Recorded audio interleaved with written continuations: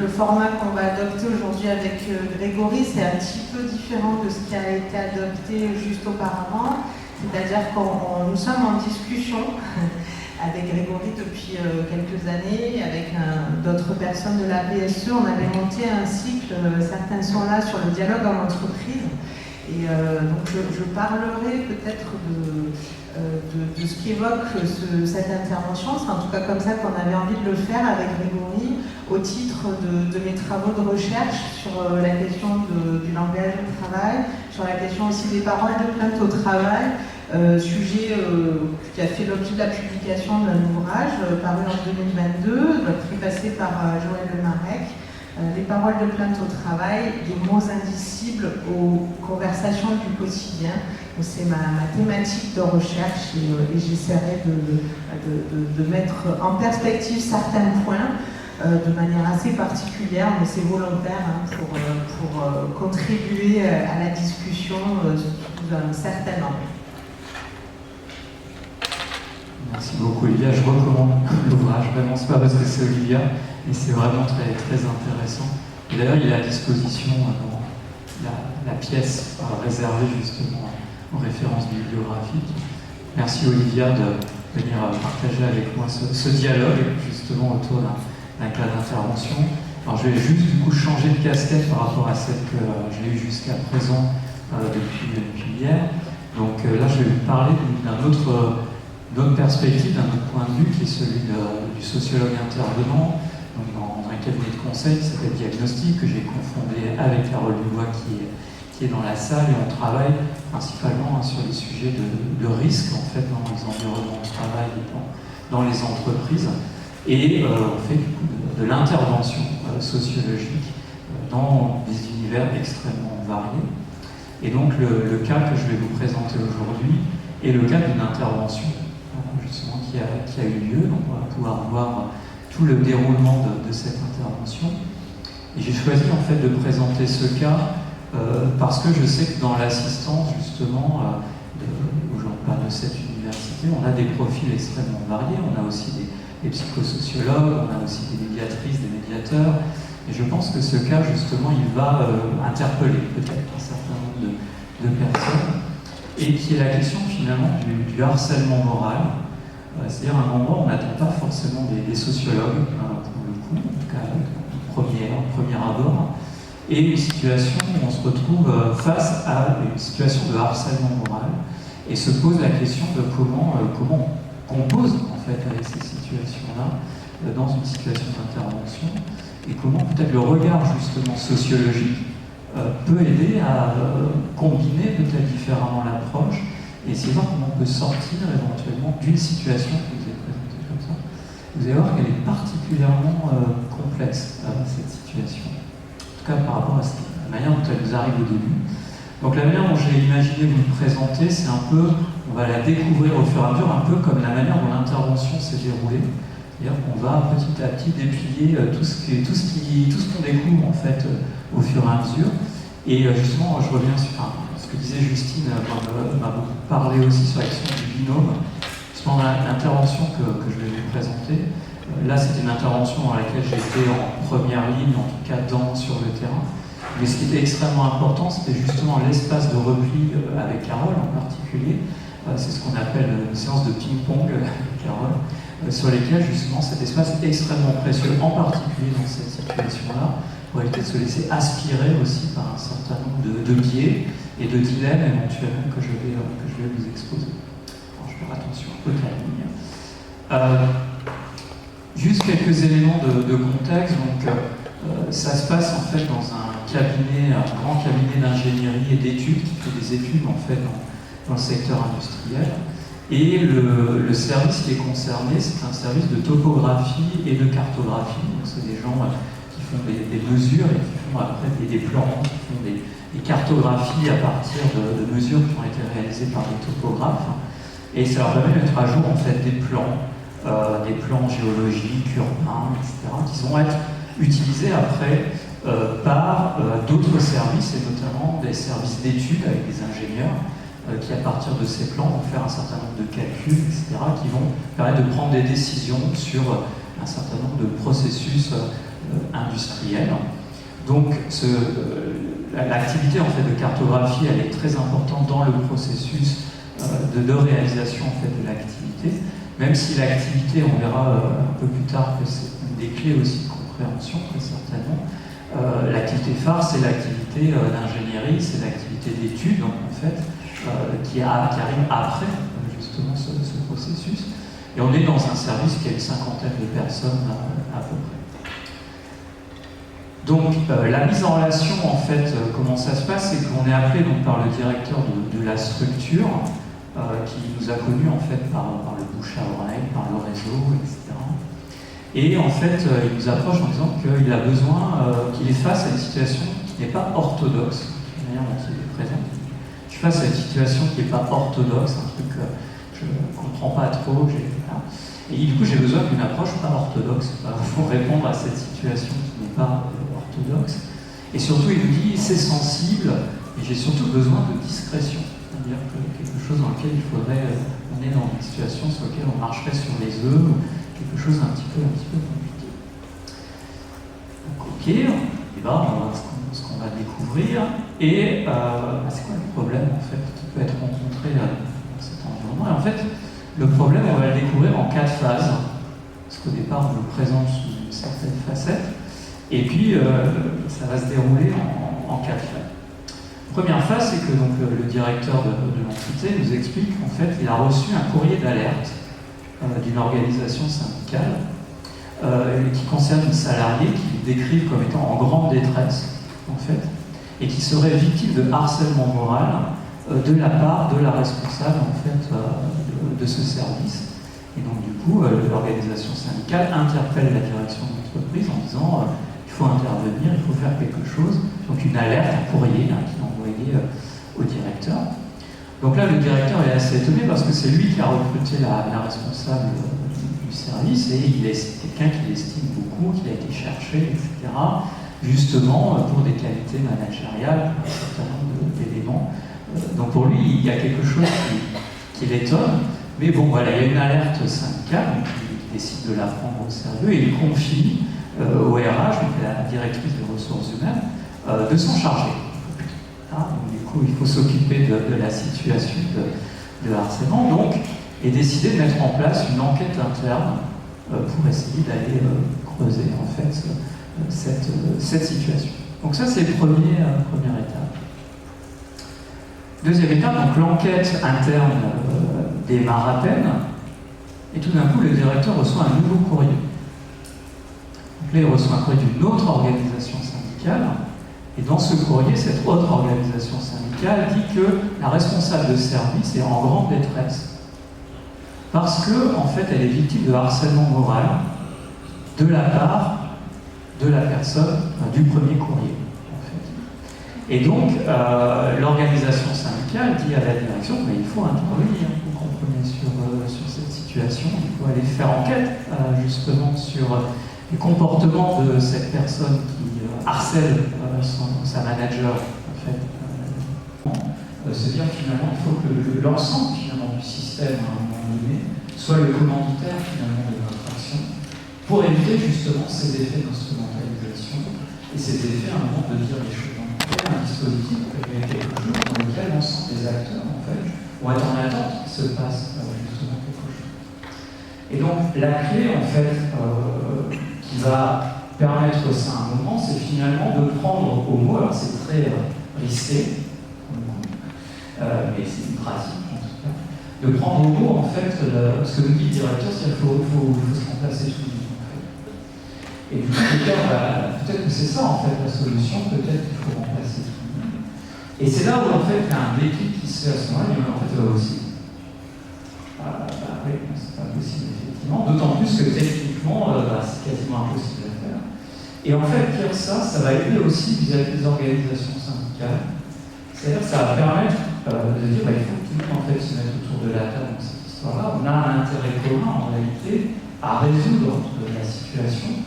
Plutôt que dans cet emballement dans lequel la seule issue serait la sortie de certains des acteurs finalement de la situation. Donc je vous passe les détails. En fait, on va avoir tout un travail préparatoire de travailler justement les attentes des différents acteurs pour sortir de l'idée d'une enquête.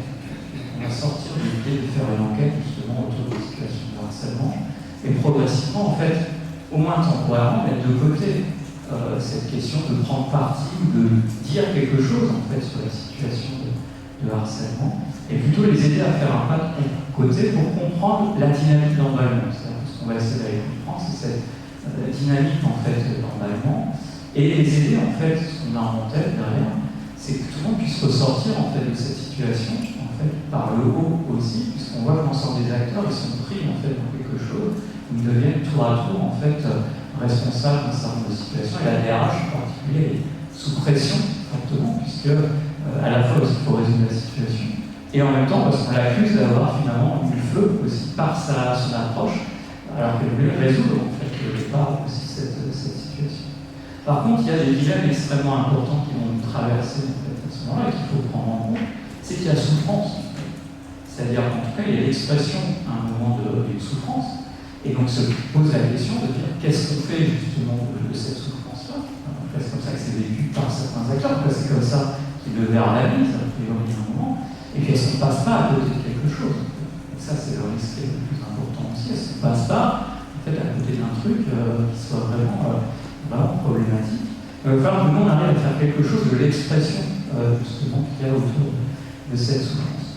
Donc nous, ce qu'on leur propose, et on propose à tout le monde de se réunir, on va faire un double dispositif. Alors un dispositif, on va créer de manière assez classique quelque chose qui va être une espèce de groupe de suivi en fait, de notre approche, dans lequel justement avec les différentes parties prenantes autour de la table, pour réfléchir en fait au dispositif en lui-même qu'on va mettre en place, et surtout qu'est-ce qu'on dit en fait aux personnes de ce service par rapport à la venue en fait, pour pouvoir réfléchir.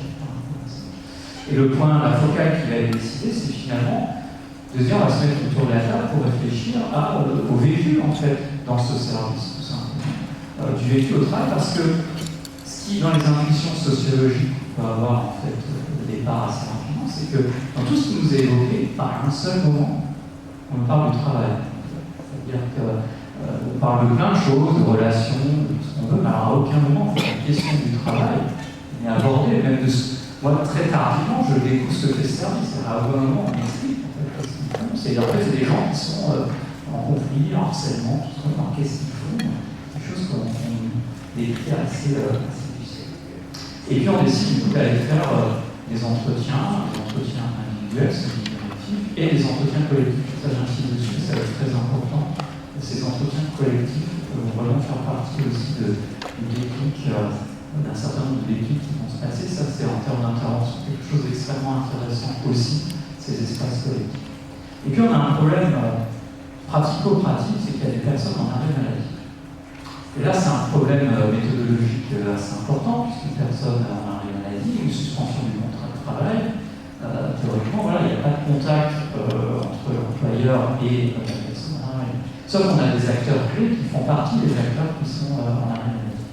Et du coup, là, on va essayer de naviguer en fait là-dedans, et on va passer par une mise en contact indirecte par des gens qui connaissent en fait justement ces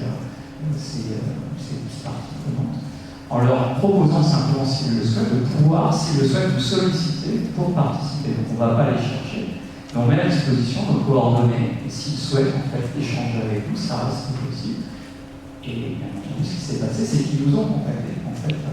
Très spontanément, oui, moi je veux participer en fait, à ce truc-là parce que je ne vais pas bien en fait, dans la situation. Donc, organisation des entretiens individuels et collectifs. Alors, qu'est-ce qui se passe en fait dans ces entretiens? Là, du coup, c'est très compliqué parce qu'en fait, ces entretiens, on voit vraiment des personnes en mal-être avec des pleurs pendant un certain nombre d'entretiens. Donc, ça pose aussi des questions de manière en sociologue d'accueillir aussi ces situations-là, des sanglots, des émotions qui sont assez marquées justement dans les entretiens. Et puis ce qu'on constate très rapidement dans le discours, en tout cas qui a été fait, et ça rejoint nos interrogations, nos intuitions de départ, c'est qu'en fait ce qui est mis tout de suite en avant, c'est le relationnel. C'est le relationnel avec les collègues, la relation managériale dans un sens comme dans l'autre. On a vraiment l'impression qu'il y a quelque chose qui dysfonctionne en fait très, très fortement. Mais aussi, ce qui est assez intéressant, c'est que c'est aussi entre collègues du même niveau, en fait, du même niveau hiérarchique. Il y a aussi quelque chose qui qui serait en train de se jouer. Ce qui est évoqué, c'est des états de santé dégradés qui sont évoqués en tout cas par les personnes, donc elles font le lien avec le travail et un débordement sur la vie personnelle. Donc, du coup, c'est des choses que j'emmène chez moi avec très forte irritabilité, etc. Donc, il y a beaucoup d'alertes, de clignotants là, qui s'allument en termes de risques psychosociaux particuliers. Et puis les troubles psychiques, voire les troubles somatiques qui sont évoqués dans les entretiens. Donc ça, c'est quand on ouvre la cocotte minute, voilà, c'est ce qui fut assez rapidement. Par contre, ce qui est intéressant, c'est que quand on fait les entretiens en collectif, commencent à émerger d'autres dimensions, notamment des inquiétudes projetées. C'est-à-dire des personnes qui nous disent, mais nous, on s'inquiète en fait pour nos collègues, on s'inquiète pour la manager, on s'inquiète, c'est-à-dire qu'il y a quelque chose qui se met en place, on a de l'inquiétude sur ce que ça provoque, en fait, cette situation, chez les uns et chez les autres.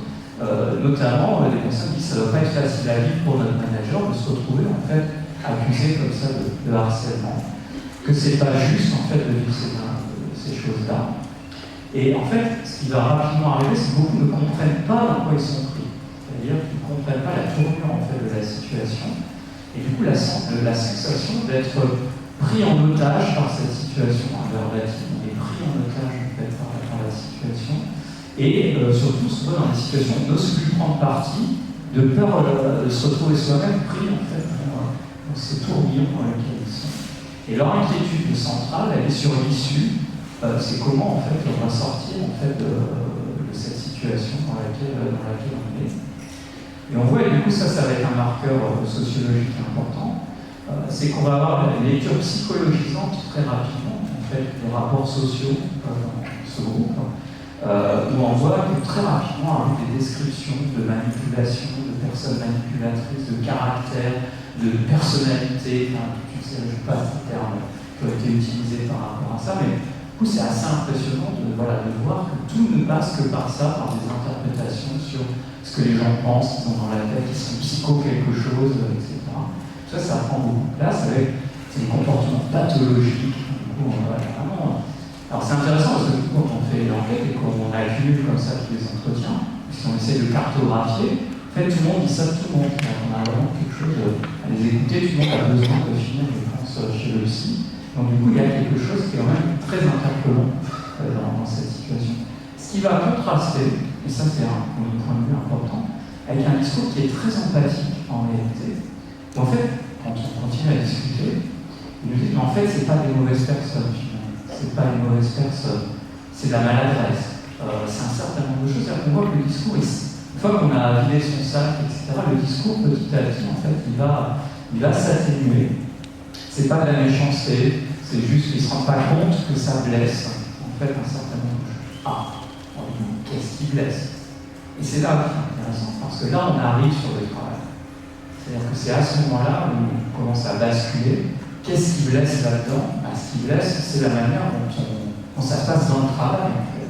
La manière dont on va être reconnu dans le travail, la manière dont la dynamique de travail, en fait, va se faire. Et donc, petit à petit, on va commencer à trouver un certain nombre d'éléments. On voit que quand on va commencer à regrouper les entretiens, on voit qu'il y a un clivage en fait, assez marqué dans le collectif entre des personnes qui vont décrire un management super, à l'écoute, moderne, qui se bouge pour faire évoluer les services, etc., qui cherche l'égalité, qui est surtout dans le respect des règles. Et de l'autre, une partie du collectif qui va décrire un management froid, vertical, autoritaire, qui pense qu'aux chiffres, s'acharne en fait sur les détails et qui est toujours autour de la règle, toujours en fait respecter en fait les règles. Donc on voit que petit à petit on va commencer à émerger en fait des éléments plus culturels en fait qui commencent à émerger aussi dans la manière dont se représente le management, la manière finalement de fonctionner dans ce système.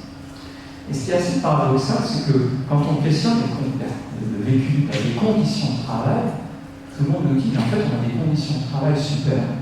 Parce que notre manager, elle a mis le paquet en fait sur les conditions de travail et qu'en fait, hyper focalisé sur toujours demander si on est dans les bonnes conditions de travail, etc. Avec une surfocalisation en fait sur les conditions de travail, on va dire objectives ou physiques finalement. Tout un réaménagement des postes de travail, des ordinateurs, etc. On voit que c'est ça qui a pris beaucoup de place finalement dans les échanges aussi. C'est la question objective finalement des conditions de travail. Et ce qu'on va comprendre, c'est qu'en fait, il y a eu un renouvellement de la strate managériale à peu près un an et demi en fait, avant cet épisode de crise. Et c'était un renouvellement en fait qui a révélé un certain nombre de choses où les gens nous disent on a été envahis et qu'il y a eu un recrutement important aussi de nouveaux collègues et en fait ils sont tous dans le même moule, ils ne sont pas dans le même moule que nous en fait. Et du coup il y a quelque chose avec des profils différents, des gens qui ne se comportent pas en fait de la même manière. Et à un moment tu vois des gens qui ont des diplômes. C'est-à-dire que du coup va ressurgir en fait quelque chose qui est lié en fait aussi au processus de recrutement dans l'entreprise qui a évolué.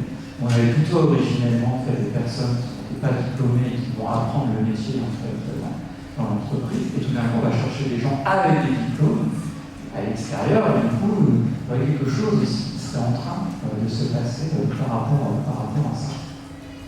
Et donc en fait la conclusion qui ressort souvent c'est quand on demande de décrire qu'est-ce qu'ils ont vu, qu'est-ce qu'ils ont observé, c'est qu'ils nous disent en fait j'ai rien vu.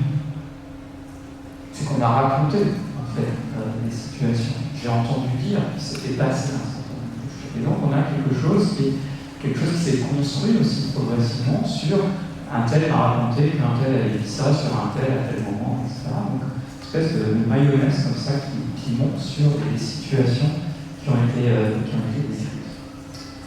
Donc voilà un peu ce qui sort des entretiens. Alors je vous passe tous les détails de l'analyse qu'il faut poser, mais juste quelques éléments de diagnostic pour faire le lien justement avec la sociologie de l'entreprise. On va essayer de naviguer dans ce dont on a commencé à parler hier aussi, ce qu'on appelle le cycle en sociologie de l'entreprise. Donc structure, interaction et culture, c'est-à-dire qu'on va essayer de détricoter en fait la situation et essayer de comprendre quels sont les différents éléments, différentes dimensions à la fois structurelles, interactionnelles et culturelles, qui peuvent expliquer éventuellement la dynamique sociale à laquelle on fait face. Et on voit qu'il y a des éléments diagnostiques qui sont importants, c'est qu'il y a une cristallisation en fait dans les interactions interpersonnelles. C'est-à-dire que toute l'énergie en fait a été focalisée sur le relationnel en fait, sur les individus. Et que ça s'est dégradé en fait progressivement parce qu'il y a des incompréhensions multiples, ce qu'on voit au fur et à mesure des entretiens, et notamment dans les entretiens collectifs, où c'est dans les entretiens collectifs que l'on va mettre le doigt sur un certain nombre de points, où ils vont se rendre compte qu'en fait ils n'ont pas les mêmes compréhensions des comportements, pas les mêmes compréhensions en fait, des situations auxquelles ils sont confrontés, et que finalement l'interprétation du harcèlement moral, on essaie de comprendre d'où vient, pourquoi tout d'un coup cette question du harcèlement moral. Je reviendrai dessus un peu plus tard. Mais on voit que cette interprétation-là, petit à petit dans les entretiens, elle s'évapore. C'est-à-dire que c'est autre chose qui arrive progressivement sur le devant de la scène. Et donc, les éléments diagnostiques, en fait, vont montrer qu'on a différentes trajectoires, en fait, qui se sont percutées dans ce service et qui vont progressivement créer cette mayonnaise qui va générer, en fait, la situation. Je vais le faire assez rapidement, mais on a d'abord une trajectoire du service en lui-même, en fait, puisqu'en fait on découvre que le service, en fait, initialement, il était réparti sur plusieurs sites de l'entreprise, et que tout d'un coup, en fait, il y a des tout petits groupes, c'est des équipes de 5-6 personnes qui étaient réparties, en fait, géographiquement, et dans le cadre d'une réorganisation de l'entreprise, on les a réunis, se retrouvent à 50, en fait, dans le même service. Ce qui, du coup, va créer une dynamique collective aussi qui va être différente, avec des pratiques qui n'étaient pas forcément les mêmes aussi en fonction des différents sites, et qui va bien créer déjà une dynamique un petit peu différente. Deuxième trajectoire, c'est une trajectoire du métier. Et ça, c'est vraiment intéressant parce que, en fait, on voit que le métier, en fait, a énormément évolué. C'est-à-dire que le métier était vu finalement comme assez négativement dans l'entreprise, ce qui était dévalorisé en fait, dans l'entreprise par rapport aux métiers nobles qui étaient les métiers d'ingénierie, etc. Et en fait, on voit qu'au fil des ans, il y a une montée en fait, en compétences extrêmement forte en fait, de ce service, avec une complexification en fait, du travail, Or, les imaginaires qui sont restés dans l'entreprise, c'est des gens qui font des traits, voilà. Alors qu'en fait, il y a un vrai développement de compétences extrêmement pointues, notamment des compétences autour d'outils numériques, autour de niveaux en fait, de précision de la cartographie, qui semblent être invisibles en fait, pour les acteurs, extérieurs en tout cas de ce service. D'autant plus que historiquement, c'est ce qu'on comprend dans les entretiens, les personnes qui se retrouvaient dans ce service étaient des gens dont on ne savait pas forcément quoi faire à l'époque. Donc les plus anciens qui sont là sont des gens qui sont considérés comme dans les années où on pouvait, quoi. Sans la cartographie. Du coup, la cartographie était vécue comme le truc dans lequel on mettait les gens qui ne savaient pas trop quoi faire dans l'entreprise, qui contraste totalement avec la modernisation du métier d'une part, et d'autre part l'importance stratégique en fait, de ce service dans l'entreprise. C'est-à-dire qu'avant, les plans, etc., n'étaient pas forcément quelque chose de fondamental dans les études, mais ça l'est devenu de plus en plus à cause d'évolutions réglementaires qui ont amené justement un niveau de traçabilité extrêmement fort dans le contexte, ce contexte industriel en particulier, dans lequel il faut pouvoir tracer et prouver pourquoi telle ou telle décision a été prise à un moment. Donc du coup, l'acte en fait, de cartographie devient fondamental et structurant en fait, pour tout le reste en fait, de l'activité. Et ce qu'on constate, c'est que toute l'entreprise est prise là-dedans. C'est-à-dire qu'il y a un mouvement comme ça, très important de l'entreprise, qui amène en fait un retour à la règle et le respect de la réglementation de la traçabilité qui va être extrêmement important. Ce qui va amener une évolution du management et des pratiques managériales et des modes de recrutement managériaux aussi dans cette entreprise.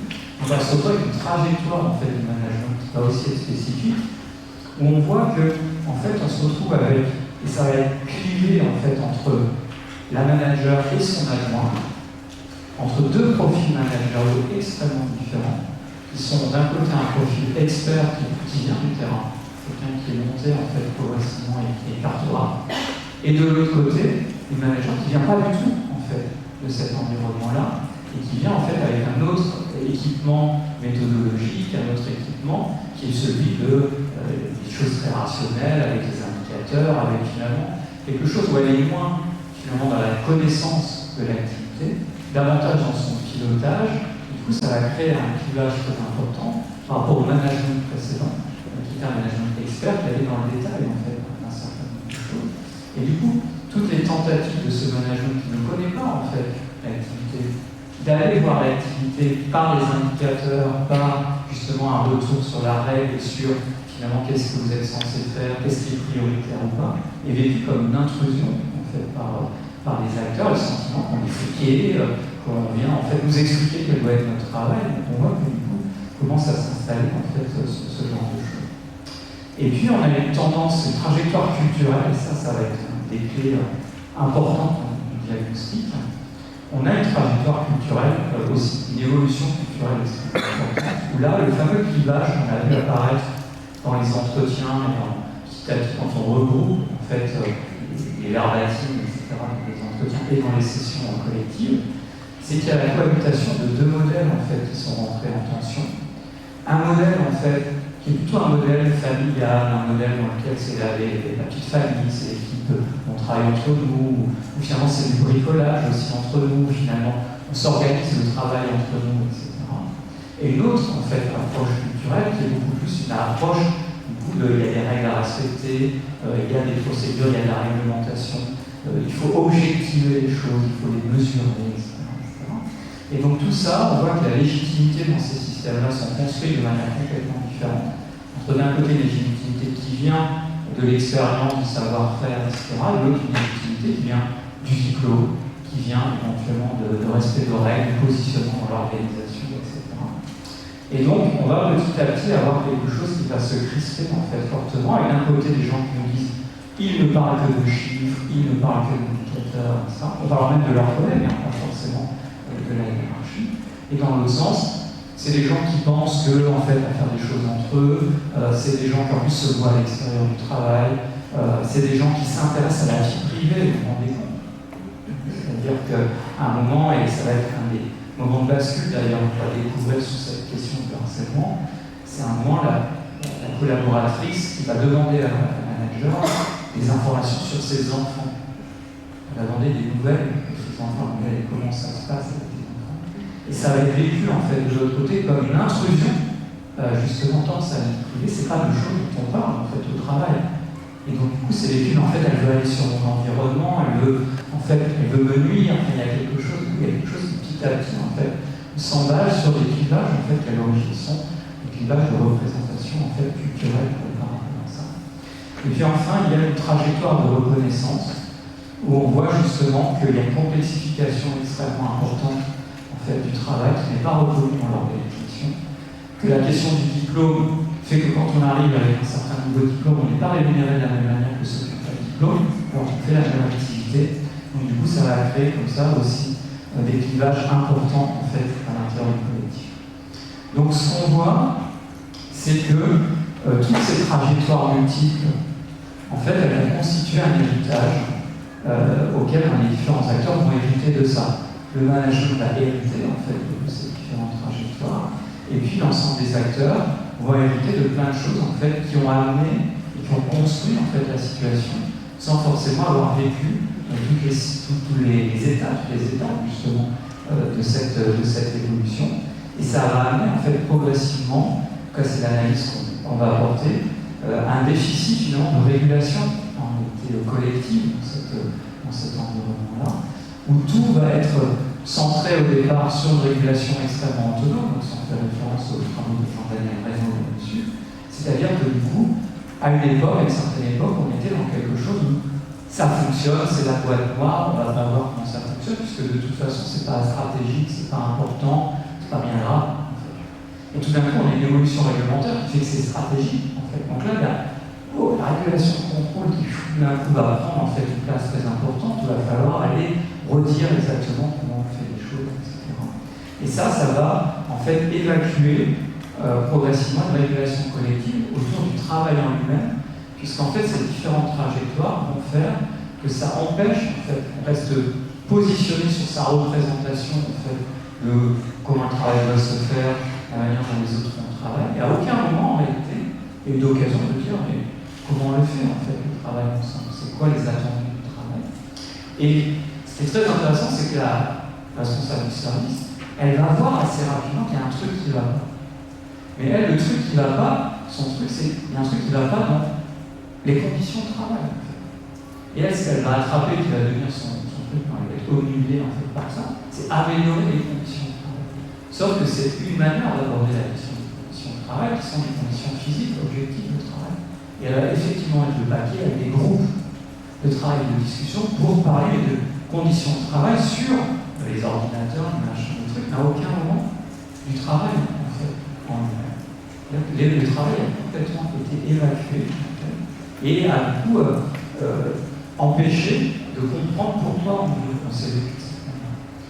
Donc l'énigme qui va, juste pour terminer là-dessus, c'est pourquoi ça a tenu jusque-là, qu'est-ce qui va déclencher la crise et qu'est-ce qui maintient dans la crise. C'est ça qui va nous intéresser en tant que sociologue. Pourquoi ça a tenu en fait jusque-là?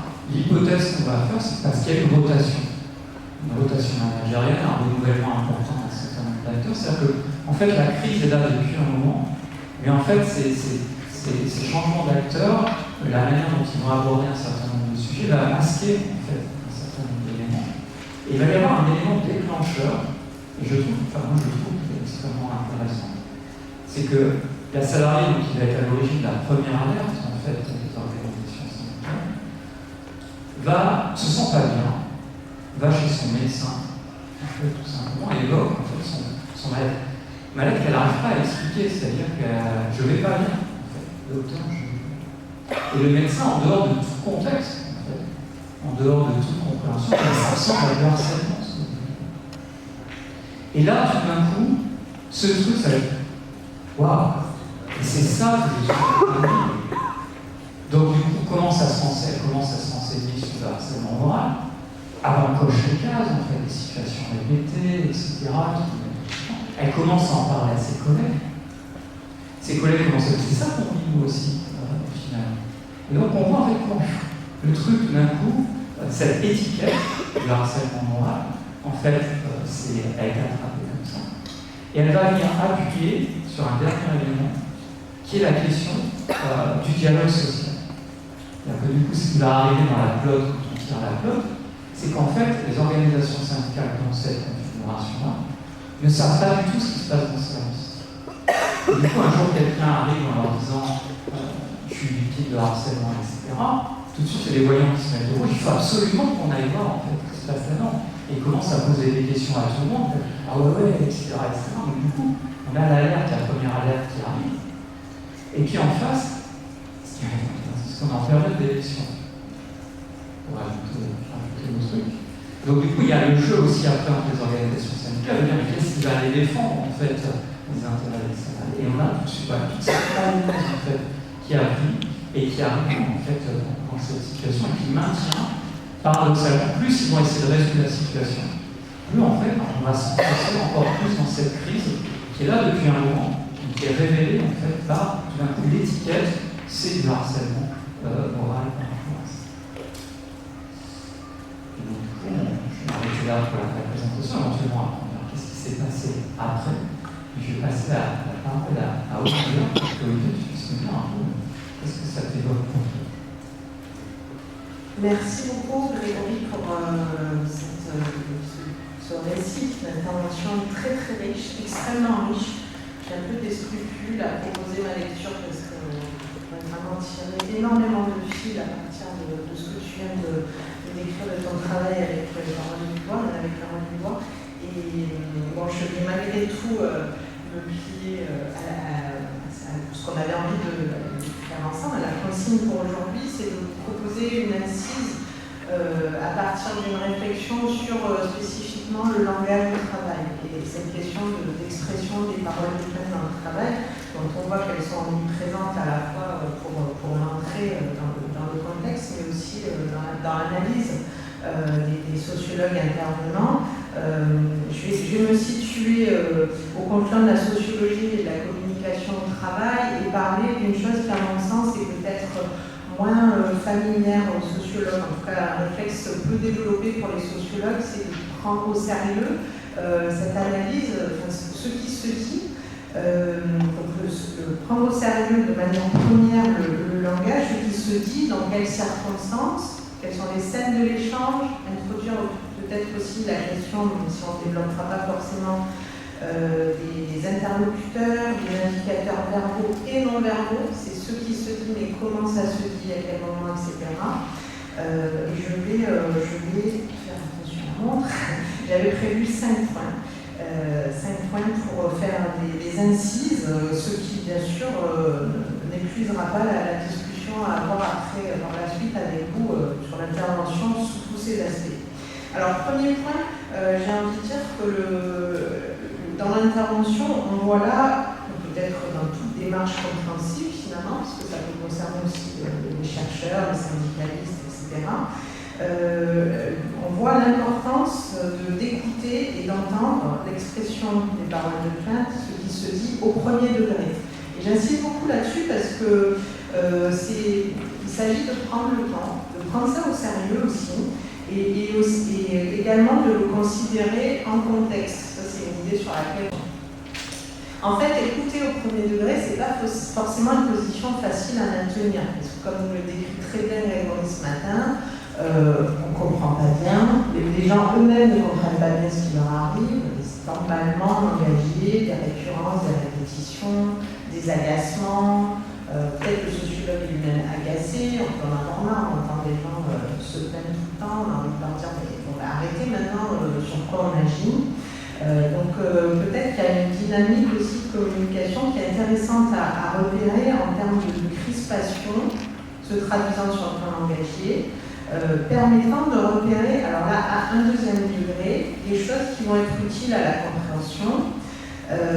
Dans le sens où, quand on se plaint, c'est de l'affect, c'est un ressenti de mal-être, on peut partir de cette hypothèse, mais c'est aussi inscrit dans le social. Donc on est vraiment au confluent des deux, entre l'intime et le social, et c'est ça, je pense, qui peut nous intéresser au sujet de la discussion sur la sociologie de l'entreprise et sur l'intervention.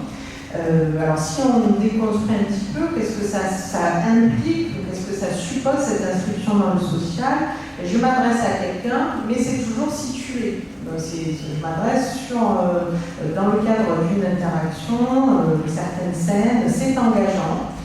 dire ce qui va mal, dire sa plainte, ça engage l'image de soi, parce qu'on se montre affecté par quelque chose. Ça peut être éventuellement se montrer comme une personne vulnérable, affaiblie. Et on sait que dans les questions d'évaluation de carrière, en particulier pour le management, l'encadrement, se montrer affecté ou en difficulté, ça peut aussi freiner un parcours professionnel.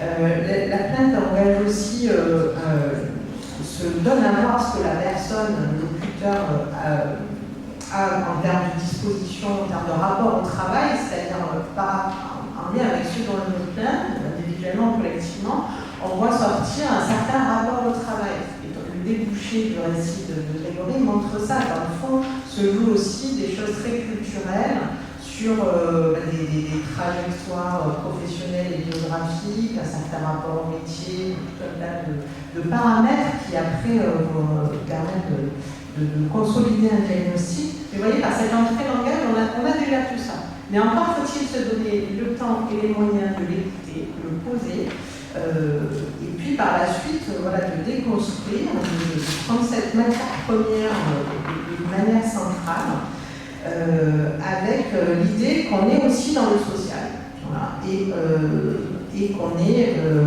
à travers cette dynamique d'expression, de communication, en lien avec des groupes, peut-être avec des clans, reflet de quelque chose, reflet d'une certaine appartenance, d'une certaine vision du travail bien fait, mais aussi de normes de comportement, normes sociales, d'éléments culturels relatifs aux identités professionnelles dans ce cas-là. Donc j'ai envie de dire que tout ça peut être très fertile en termes, pour l'intervenant, en termes d'étonnement, pistes qui vont après, par la suite, probablement pour certaines, consolider, permettre d'avancer dans une lecture compréhensible, voire dans un diagnostic. Des étonnements aussi, là ça m'a intéressé parce qu'on le dit peu en sociologie par rapport à la forme de ce qui est dit. Je nous raconte qu'il y a une surprise entre la tonalité, la prégnance du mal-être dans ce contexte-là, et puis vous avez été surpris par la fluidité des entretiens, par la facilité avec lesquelles les gens s'expriment, y compris selon un arrêt de travail. Donc on peut aussi inclure dans une analyse, dans une réflexion pour l'intervention, cette dimension de la dynamique communicationnelle dans sa forme. Donc je soulignerai un dilemme qui se pose entre, d'une part, laisser s'exprimer les plaintes, le vécu au premier degré, ce qui fait souvent subjectif pour les personnes, mais l'autre dimension de ce dilemme, c'est que s'enfermer dans les plaintes, dans les paroles de plainte, c'est aussi une litanie qui peut freiner l'action, figer les rôles, etc. Et du coup, ça questionne aussi la méthode d'intervention, les choix de l'intervenant lors de son action. Un deuxième point, je suis frappée par la prégnance de la catégorie harcèlement moral dans ce cas-là, et peut-être qu'on peut faire une petite mise en perspective que Grégory a déjà bien amorcée. Mais je voudrais souligner l'idée que quand quelque chose va mal, quand un problème est à résoudre individuellement ou collectivement dans le monde du travail, on mobilise pour décrire ce qui se passe des catégories sémantiques qui sont déjà là. Et il y a évidemment des effets d'époque, des effets de mode, des effets de circulation médiatique, en lien avec peut-être les modes managériales. Donc la catégorie harcèlement moral est pratique quelque part pour qualifier des faits et des vécus. Et bon, on voit dans un second temps qu'il faut sortir de ça, mais je dirais que c'est utile aussi. Parce que ça permet d'attraper, de nommer quelque chose qui est en train de se passer et de rentrer en relation, tout en amont, la salariée avec son médecin du travail. Alors on voit à travers le récit que ce n'est pas suffisant pour décrypter ce qui se passe et que ça peut être très réducteur, piégeant aussi, parce qu'on s'enferme dans une lecture avec une entrée psychologique qui dit harcèlement, dit plutôt pervers narcissique, qui va rechercher être une personne sous sa coupe. Donc là, on voit que l'explication, la situation est beaucoup plus compliquée, plus complexe que ça. Il faut dépasser cette lecture-là pour trouver la cause du problème, ce qui se joue ailleurs, qui est sont des problèmes de travail, qu'est-ce qu'on a à faire ensemble, qu'est-ce que c'est que le travail bien fait, comment on s'organise aussi pour le faire ensemble. Donc j'ai envie de dire l'étiquette sémantique, ici c'est harcèlement moral, mais ça pourrait être autre chose, elle est à prendre au sérieux, elle est aussi quelque chose qui peut servir de ressource aux acteurs sociaux, une sorte de raccourci, quelque chose qui permet d'activer, et c'est une opportunité pour engager une lutte, qui, alors peut-être qu'on pourrait préciser, qui est aussi une lutte sémantique, parce que là je me réfère à une étude de cas qui a été menée par mes collègues. Le choix des mots n'est pas anodin. Je pense à un article montrant que du point de vue syndical, on va plutôt mettre en avant la souffrance au travail qui se réfère à l'organisation du travail, alors que les dirigeants ou les DRH vont mobiliser la catégorie risques psychosociaux, d'ailleurs qui se résume en RPS, mais c'est pas forcément. Il y a l'acronyme qui fait encore plus raccourci, et ça c'est une vision assez techniciste et individualisante. Donc on voit que les mots choisis ne sont pas du tout neutres. Et peut-être aussi, pour rajouter un élément sur les aspects RH ou gestionnaires, le risque, ça serait de s'engouffrer tête baissée à partir d'une catégorie sur un dispositif RH qui est aussi adossé à un dispositif juridique pour résoudre une situation identifiée par cette étiquette harcèlement moral. Donc on sait que ça ouvre, voilà, en plus j'en ai parlé, une d'alerte, d'enquête, etc. Et évidemment, quand on investit ce champ-là, ce n'est pas une manière de résoudre les problèmes véritables, ceux qui tiennent à cœur, en tout cas à travers ce récit. Troisième point, je voudrais souligner que la question de l'énonciation des paroles de plainte, c'est aussi une question genrée. Là, alors, on a deux femmes au départ qui sont dans la plainte croisée, qui sont au cœur des événements. Je réfléchis aux travaux de collègues sur le genre du mal-être au travail, donc en quoi ce qu'on dit de son mal-être au travail peut aussi être lu à travers le genre. Il y a un travail dirigé par Régine Berco qui montre à travers plusieurs articles, c'est un collectif, des études, des cas menés dans des univers professionnels assez différenciés. Ces collègues montrent que la lutte se manifeste différemment dans sa forme selon si on est femme ou homme. Et la propension à dire ce qui va mal, à l'énoncer verbalement, à faire part, à manifester, à montrer son mal-être, ça serait plutôt féminin en termes d'attente de rôle formel, d'intériorisation d'un rôle formel. Là où les hommes ont plutôt tendance à ne pas dire, à occulter, quand ça sort autrement. La lutte syndicale, aussi de commettre des actes de violence contre soi-même, contre les autres. Il y a des études, des recherches qui montrent tout cela et qui permettent aussi de soulever, là à travers le cas que Noël nous raconte, je me demandais, dans le fond, comment ça se fait que des femmes qui probablement étant mal-être depuis longtemps, en arrive-t-elle à énoncer une plainte de mal-être et à activer un dispositif, une plainte de harcèlement moral et à activer un dispositif qui porte là-dessus. On peut supposer que les choses se sont dites, il y a de temporalité, il y a du longitudinal, les choses se sont dites. Est-ce que du coup la plainte des femmes, cadres, managers ou salariés, est-elle entendue, considérée,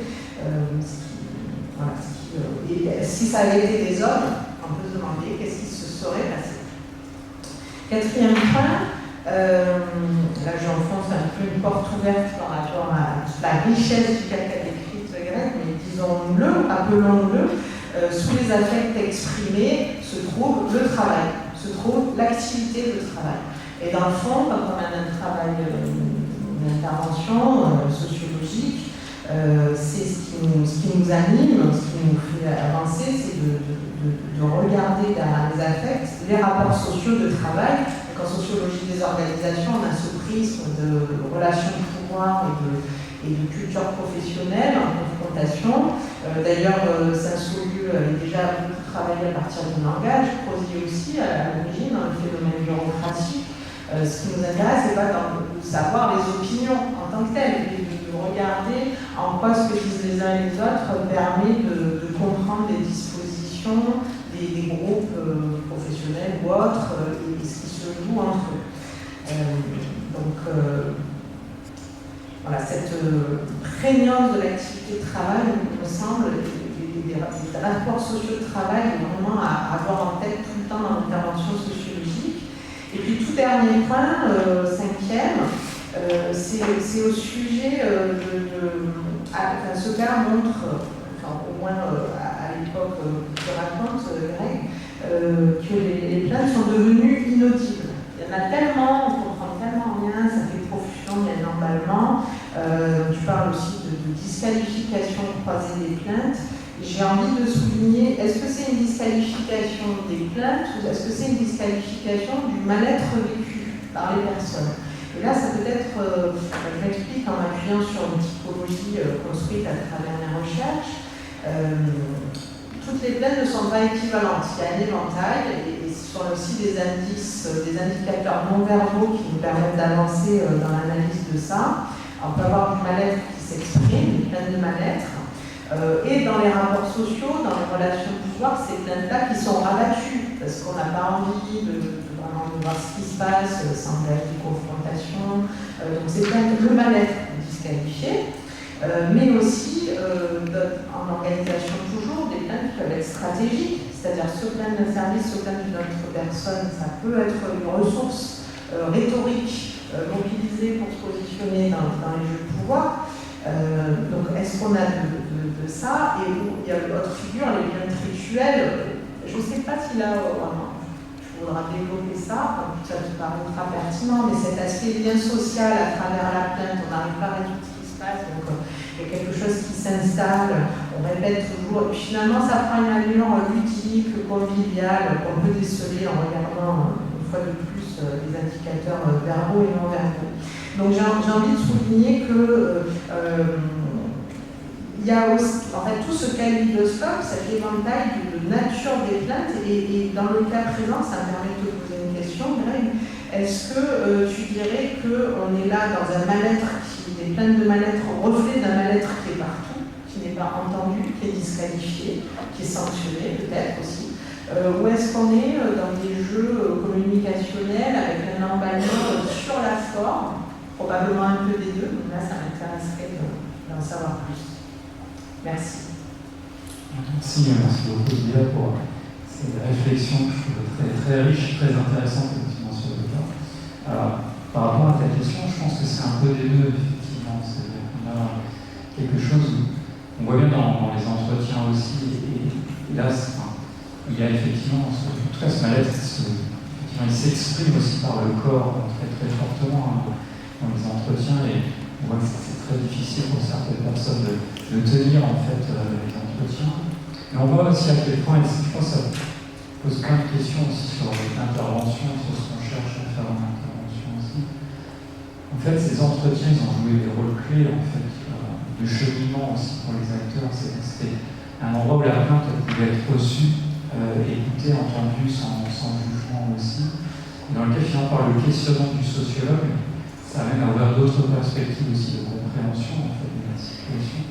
Et moi j'ai trouvé assez marquant dans ce cas-là en tout cas, et c'est une chose qu'on voit et que je vois aussi beaucoup dans d'autres interventions en fait, qui ont suivi ce cas-là, parce que du coup on voit qu'il y a plein de choses qui se configurent en fait autour de ça. C'est à quel point dans l'intervention, ces espaces d'entretien jouent un rôle quand même fondamental aussi. C'est pas que du recueil d'informations pour le sociologue, c'est aussi, ça joue quelque chose pour les acteurs eux-mêmes. Et que ça va aider en fait à la résolution. Alors ça peut-être être un peu extrême ce que je vais dire, parce que c'est pas vrai, je pense, que j'espère. Mais je pense que rien que ça produit déjà des effets extrêmement intéressants. Moi j'ai vraiment vu entre l'entrée et la sortie d'entretien une vraie transformation en fait des personnes. Et finalement, rien que par des questions en fait qui leur sont adressées, et du coup certains types de questions qui n'étaient pas justement les questions d'enquête, les questions du médecin, etc. C'est vraiment des questions plus systémique sur justement les compréhensions en fait, du travail, de leur vécu du travail, de raconter en fait le travail. En fait, de revenir à ça, ça permet de redonner en fait une perspective de nuancer un certain nombre de choses. Donc ça, c'est quelque chose qui moi me marque beaucoup et de plus en plus d'ailleurs. J'en reparlerai un petit peu certainement dans une autre intervention que je prends.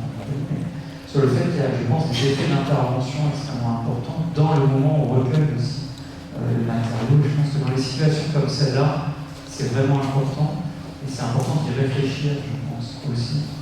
Notre questionnement dans ces instants-là, il ne faut pas penser qu'on recueille l'information, il faut aussi penser les personnes qu'on a en face. Et du coup, il se joue aussi quelque chose qui va les aider très certainement à progresser par rapport à ça. Donc, c'est le premier élément de réponse. Deuxième élément de réponse, je pense qu'il y a aussi des effets plus rituels, comme tu disais, effectivement aussi.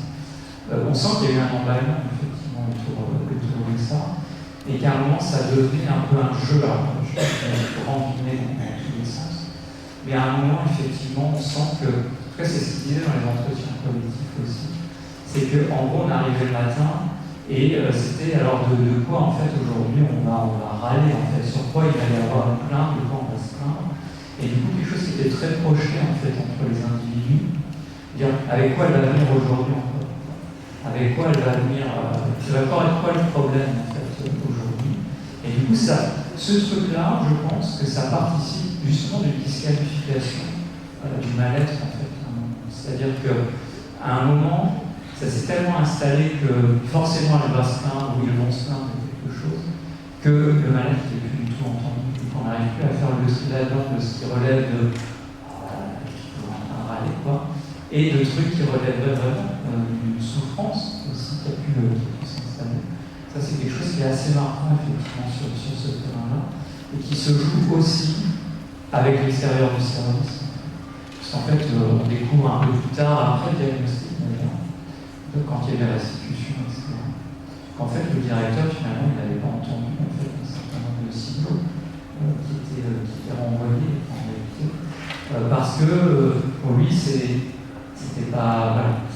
Voilà, ça ne résonnait pas, en fait, par rapport à ce qu'on a. Il y avait un décalage entre la question des conditions de travail, et ça, sont quand même des bonnes conditions de travail, etc., mais qu'il puisse y avoir un vécu comme celui-là, quelque chose qui était compliqué. Et finalement aussi dans le dialogue social, c'est que quand cette plainte elle va être amenée par les partenaires sociaux, par les représentants syndicaux, ça va être vu comme une instrumentalisation, comme quelque chose où en fait on doit régler ses comptes. En fait. Et à nouveau, on va évacuer finalement le mal-être réel qu'il peut y avoir derrière ça. Ça va être pris de manière très technique sur finalement c'est un jeu d'acteur, de dialogue social, etc. Surtout en pleine période d'élection, en réalité, il y a tout ça qui se mélange en fait dans la tête de l'élection. Et ce que tu disais, il me semble de manière très juste, en tout cas ça me parle beaucoup, c'est que ça va être attrapé de manière très technico-technique, cette histoire-là, très froide en réalité. Ce qui peut se comprendre aussi, c'est tout le problème dans les situations de ce type-là, quand le terme, l'étiquette harcèlement, sans pas ce qu'elle a de conséquences juridiques, c'est que du coup on va mettre en place quelque chose de très froid, et qui paradoxalement va aggraver la situation.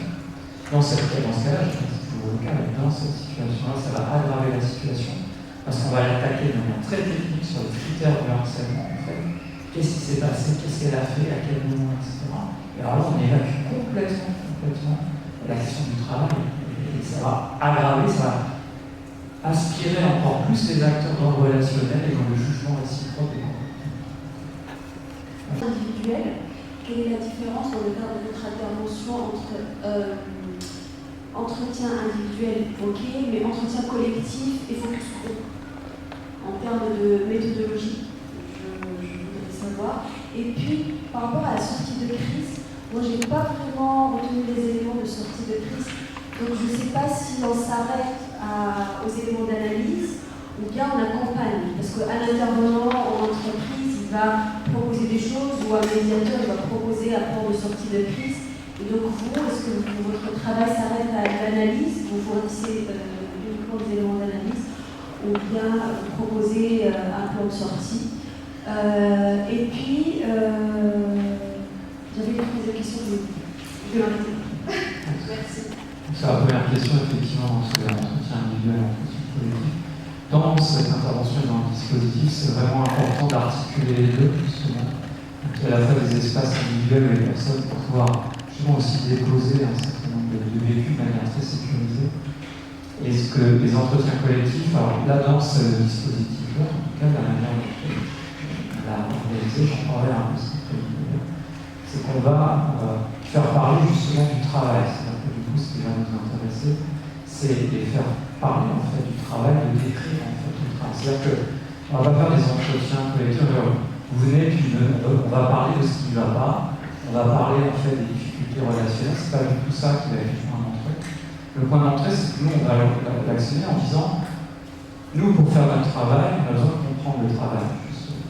Et donc, du coup, on va leur proposer, dans ces entretiens-là, de parler du travail. Pour nous, c'est un point d'entrée pour après aller attraper éventuellement d'autres choses.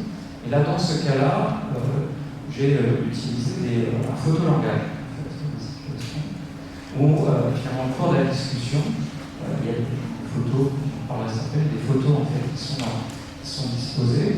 On leur demande de leur vécu du travail, à quoi ça ressemble en fait dans notre pays. Et ça va être vraiment intéressant parce que là, oui, à ces moments-là, vont émerger des représentations complètement différentes en fait, du vécu du travail. Et du coup, dans cet espace que nous on sécurise, en fait, vont pouvoir se dire un certain nombre de choses sur le fait que moi, j'avais pas du tout vu ça comme ça. En fait. Que toi, tu vivais ça comme du flicage, que ça, tu disais, quand je te demandais en fait ce genre de choses, bah, tu avais l'impression que c'était du flicage, etc. Mais en fait, pas du tout. Ou quand, en fait, quand toi, tu ne dis pas certaines choses de ton travail, c'est parce qu'en fait, tu veux pas que j'aille voir. En fait, non, c'est pas ça. Et donc, il y a plein comme ça d'implicites, de non-dits en réalité, qui vont être explicités en fait à cette occasion-là. Ça va permettre en fait de réguler en fait autrement aussi. Et ce qui est intéressant, ça fait partie de la sortie de crise aussi. Et ça, je pense que c'est vraiment très important. C'est que ces entretiens collectifs, ils ont créé une dynamique à l'extérieur des entretiens collectifs. C'est-à-dire que les discussions, elles se sont prolongées à l'extérieur en fait, de ces entretiens. Et les acteurs ont continué en fait à en discuter parce qu'ils ont commencé à lever le voile sur le fait qu'ils ne voyaient pas les choses de la même manière. Et du coup, ils ont été beaucoup plus attentifs aussi quand les autres venaient les voir, etc. À pas tout de suite prendre ça à ma manière de dire en fait pourquoi tu te demandes ça. Et dans les entretiens collectifs, on a petit à petit instauré quelque chose, commencé à semer des graines. Ça, c'est quelque chose dans la pratique qu'on développe, qui est important, c'est qu'on n'attend pas le diagnostic pour après être agir, c'est qu'on va déjà dans le dispositif de recueil, en fait, on va mettre en place des choses déjà, on va instiller un petit peu d'éléments et des graines pour qu'elles commencent à produire des effets qui vont nous aider après à sortir en fait, de la situation. Et là, dans ces cas-là, pendant les entretiens collectifs, je glissais en fait progressivement des questions, notamment dans ces cas-là, vous pouvez lui poser cette question-là. Et du coup, ils repartaient avec ça, c'est cette question-là qu'après ils envoyaient à leurs collègues quand ils se retrouvaient face à la situation. Donc, du coup, peut-être pourriez poser cette question. Et que finalement, c'est quoi en fait? Qu'est-ce que tu attends de moi? C'est quoi l'attendu en réalité quand tu demandes un certain nombre de choses? Ou c'est quoi le niveau de qualité que tu attends en fait de ce que tu me demandes? En fait, est-ce qu'on peut se mettre d'accord sur le niveau de qualité, etc. Donc, ces entretiens collectifs dans ce cas-là, dans ce cas-là, ont été vraiment déjà une clé de sortie de crise.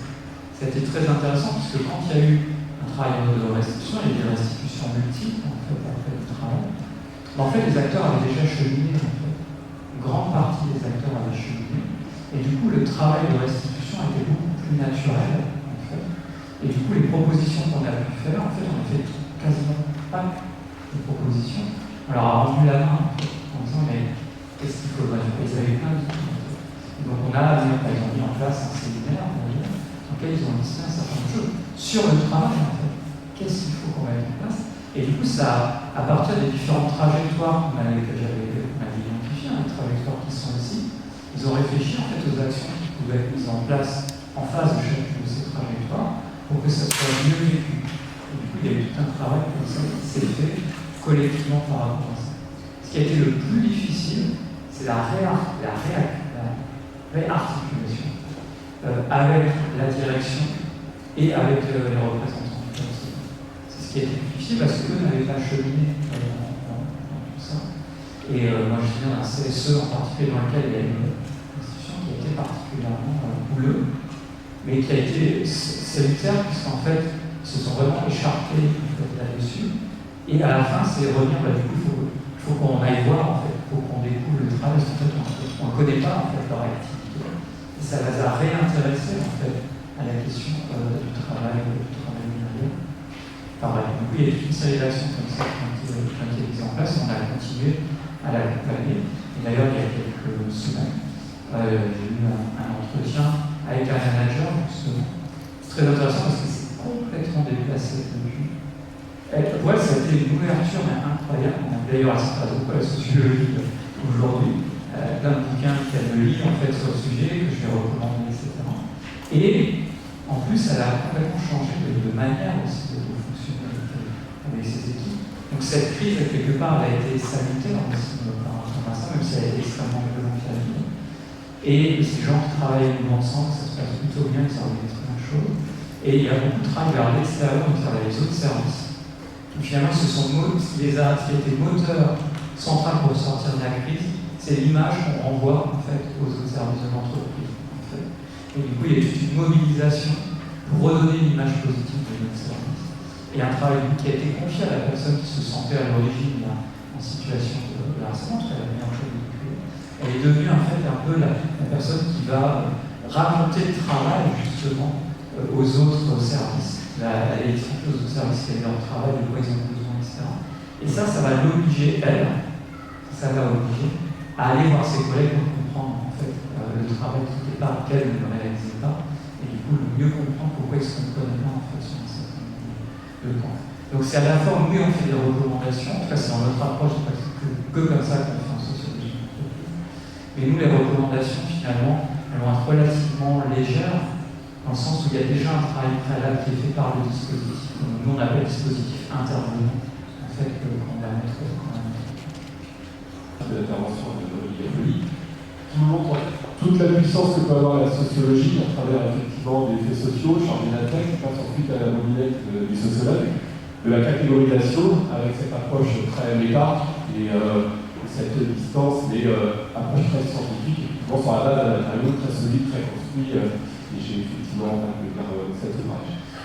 Pour revenir effectivement sur la question, souvent on utilise un peu le verbatim qui est exprimé lors des entretiens. Là, j'imagine qu'il y a dû y avoir des choses assez violentes, vous le dites. Est-ce que vous l'avez utilisé? Ça a été porté à la connaissance de la gouvernance ou pas du tout? Comment vous l'avez traité en fait? C'est une très bonne question, puisque ça c'est l'objet du grand questionnement aussi dans ces situations-là sur la question des verbatims. En fait. Donc là, ça a été un choix très minutieux des verbatims qu'on pouvait utiliser. Par contre, ça nous a semblé important de pouvoir les renvoyer justement, parce que ça joue aussi un rôle de cheminement pour les acteurs, de dire en fait, ce que je vis, ça y est, quoi. Ça a été transmis, ça a été entendu, ça a été vu, en fait. Donc là, il y a tout un travail très subtil de notre part à faire, et qui n'est pas énorme, ça risque important aussi. On va réexposer les acteurs aussi par rapport à ça, c'est la tentation d'aller savoir qui a dit quoi dans cette histoire, et on rencontre dans toutes les situations de prévention, et d'autant plus dans ces situations. Donc on va choisir vraiment des verbatims dont on estime en tout cas qui sont importants aussi pour les acteurs. Il y a un jeu en fait, enfin, pour moi en tout cas, il y a un jeu à un moment de dire ça, moi j'ai senti dans l'entretien que la personne elle avait besoin en fait que ça se sache, en fait. Quitte éventuellement à moduler le verbatim, ça nous arrive aussi de moduler en fait le verbatim, on l'indique en disant on l'a transformé pour protéger les acteurs et éviter en fait qu'ils soient exposés. Mais on va en fait renvoyer quelque chose parce qu'on sait que c'est important pour la personne de dire mes collègues en fait ils ont entendu ce vécu. Donc on va vraiment faire un choix très précis. Quelques verbatims sur le vécu, puis un maximum de verbatims qui vont être sur le travail, parce que ce qu'on va vous tirer, c'est retourner effectivement au travail et amener les acteurs à reparler en fait de notre travail. Ça répond à la question. Merci. Ok, alors c'est pas une question, c'est un témoignage apporté. D'abord, je vous remercie vraiment félicitations et de l'Élysée là.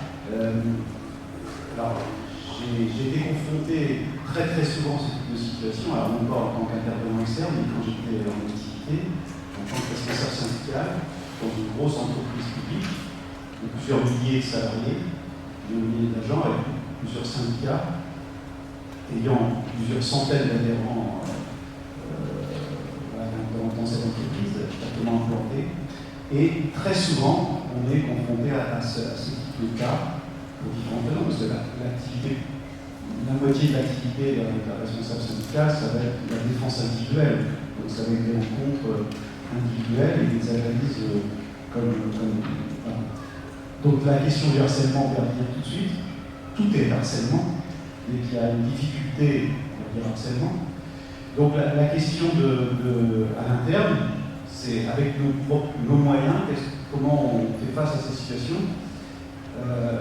C'est pas simple, mais en même temps on est obligé parce que c'est quand même redondant. Ça arrive, soit on accompagne le manager qui a un problème avec un salarié, et l'inverse, on accompagne le salarié par rapport au manager. L'idée reçue pourrait dire que c'est la CVT qui a le salarié et la CVT qui a le manager. Non, dans ma tête, je revoyais des cas, c'est complètement, voilà, ça peut être. Et aussi des cas, on est confronté, où on a un responsable intermédiaire, un manager, et une agent ou un agent, qui sont syndiqués dans la même organisation, dans l'organisation. Donc ça pose. Voilà. Donc la manière dont, de façon pragmatique, on essaye de résoudre le problème, c'est d'essayer de prendre les questions par le haut. Donc, parce qu'il faut aussi accompagner le militant qui est confronté à ces questions-là, qui veut résoudre. En général, il vient voir seulement les responsables en disant, ben voilà, j'ai été confronté à ce caractère, comment j'ai réagi, qu'est-ce qu'il faut mettre en place, etc. Donc l'idée, c'était, on faisait appel à nos élus du CHS, censés être plus à même ces questions-là, ayant eux-mêmes travaillé sur la question du harcèlement, par exemple. Donc on essayait de prendre par le haut. Et quand on était confronté à quelqu'un d'une autre organisation syndicale, pareil.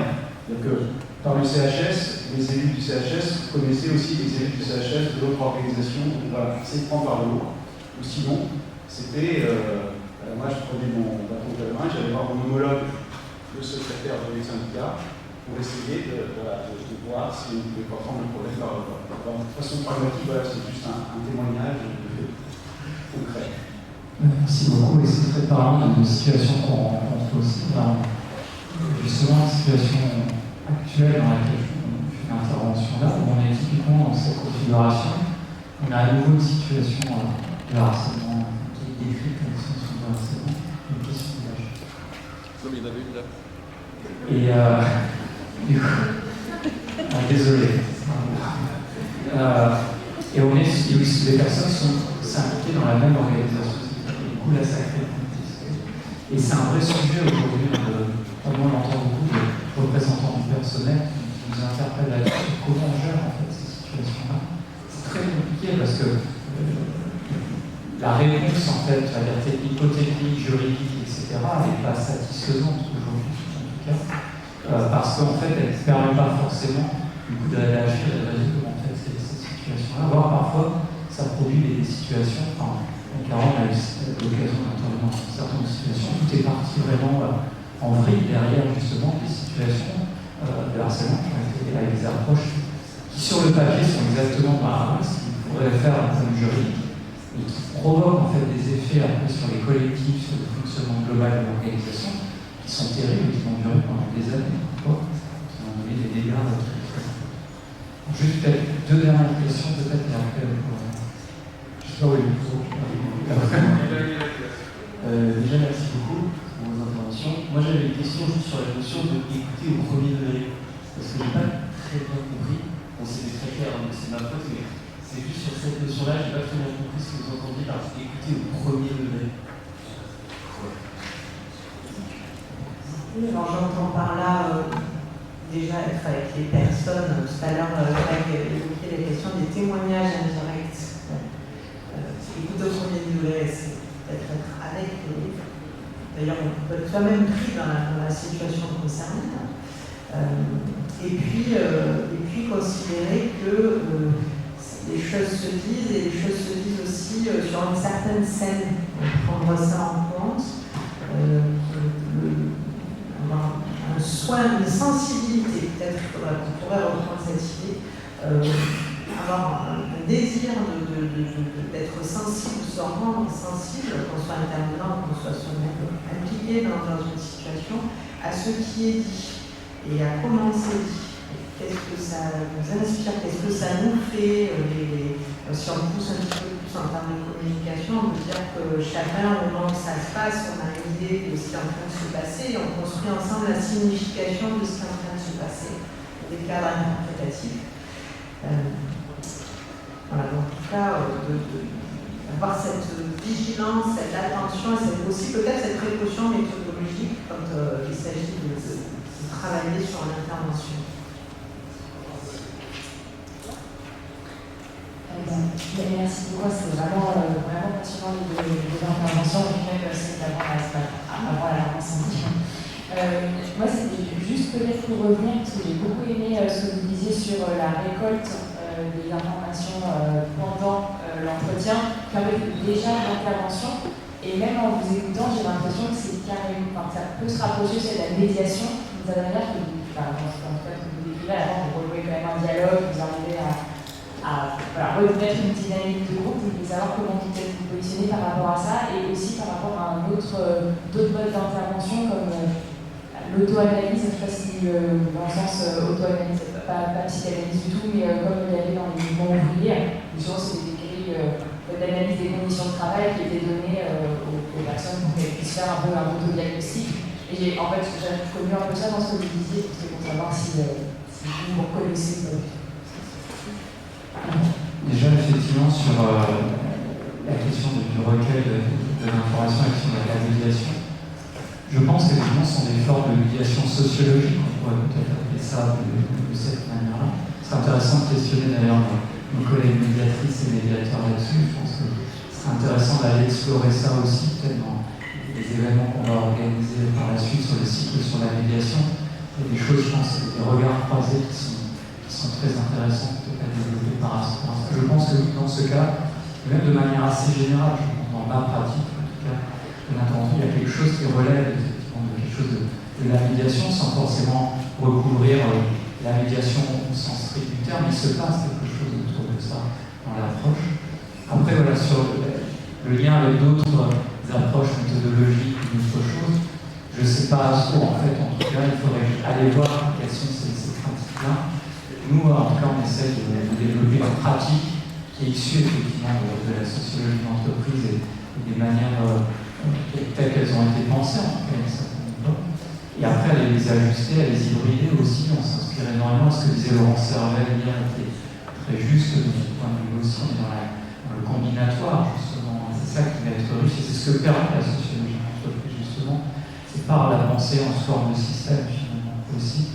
C'est pouvoir après prendre par différents angles et se combiner avec d'autres approches qui peuvent être proches de la psychosociologie ou d'autres approches éventuelles. En fait, on peut l'hybrider de plein de manières différentes tout en gardant cette particularité qui est la problématisation, c'est le reproblématiser. Mais c'est quoi en fait? C'est quoi le problème de construire avec les acteurs? C'est quoi le problème que vous rencontrez?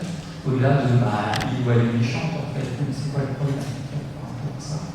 Et après, sur la remise en système, qui va aider après à mieux comprendre, à déplacer les représentations, et du coup à retrouver d'autres perspectives d'action.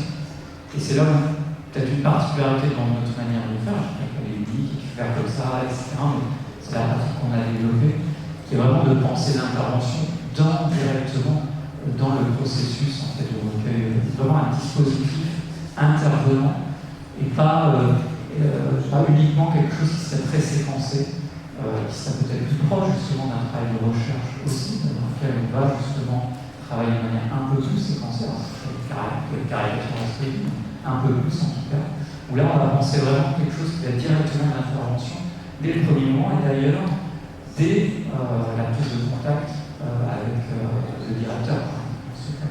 Dès ce moment-là, il se passe déjà quelque chose, il y a déjà un travail d'intervention à faire à ce moment-là. Je ne sais pas, Olivier, si tu veux rajouter quelque chose. Bon, on va arrêter là pour ce matin. Merci beaucoup. Merci beaucoup à Justine, merci beaucoup à Dominique.